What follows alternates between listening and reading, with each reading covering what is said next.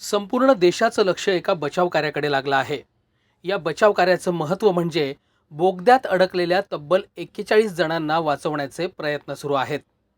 उत्तर काशी जिल्ह्यात ब्राह्मखाल यमुनोत्री राष्ट्रीय महामार्गावर सिलक्यारा ते डडाल गावपर्यंत बोगदा खोदण्याचं काम सुरू होतं. पण 12 नोव्हेंबर रोजी अचानक भूस्खलन झालं आणि जवळपास 50 मीटरचा भाग बोगद्याच्या आतच कोसळला. यात 41 मजूर आत फसले. या मजुरांना लगेच बाहेर काढलं जाईल असं वाटलं, पण ज्या डोंगरात बोगदा खोदला जात होता त्याच्या खडकांमुळे हे काम कठीण झालं. या मजुरांपर्यंत पाईपद्वारे ऑक्सिजन, अन्न आणि पाणी पोहोचवलं गेलं. त्यांना बाहेर काढल्यानंतर तातडीने हॉस्पिटलमध्ये नेण्यासाठी ॲम्ब्युलन्स तयार ठेवण्यात आल्या आहेत. पण तरीही एवढे दिवस आत फसल्यानं त्यांच्या शारीरिक आणि मानसिक आरोग्यावर कोणते परिणाम होऊ शकतात याची माहिती डॉक्टरांनी दिली है। इस तरह की जब सिचुएशन आती है, जैसे लैंडस्लाइड में भी कभी कभी फंस जाते हैं, या हमारे बहुत ऊंचे पहाड़ों के ऊपर बर्फ है उसमें फंस जाते हैं, तो ये देखने को मिलता है कि उनके अंदर ज्यादातर जो परेशानियां आती हैं वो फिजिकल और मेंटल दोनों होती हैं। फिजिकल में अगर वो बहुत ज्यादा ठंड है तो उनको फ्रॉस्ट बाइट या फ्रॉस्ट या फिर उनको इस तरह की चीजें होंगी जिससे कि शरीर का टेम्परेचर कम हो जाए और हाइपोथर्मिया हो जाए उनको। अगर टेम्परेचर ठीक होगा, जैसे हम इस टनल की बात करें तो टेम्परेचर मुझे लगता है कि क्योंकि अर्थ के नीचे है तो वहां पर टेम्परेचर मेंटेन रहता है, तो टेम्परेचर का इश्यू नहीं होगा।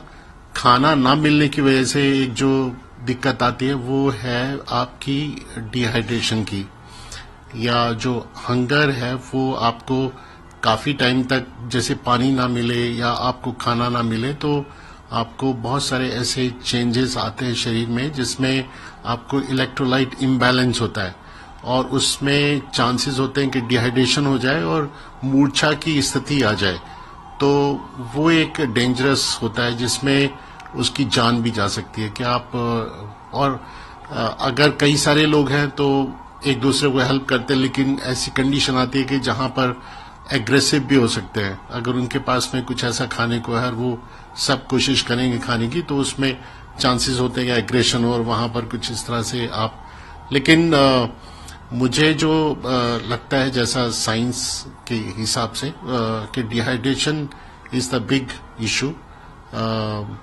बाकी इलेक्ट्रोलाइट इम्बैलेंस उनके अंदर काफी ज्यादा मात्रा में होगा जो कि उनको चलने में या समझने में ये दिक्कत करेगा, और उससे उनका जो क्लाउडिंग ऑफ माइंड होने से वो डिसीजन लेने में भी इतने अच्छे सक्षम नहीं होंगे कि अगर हम उनको सोचें कि वो कोई ऐसा डिसीजन लें।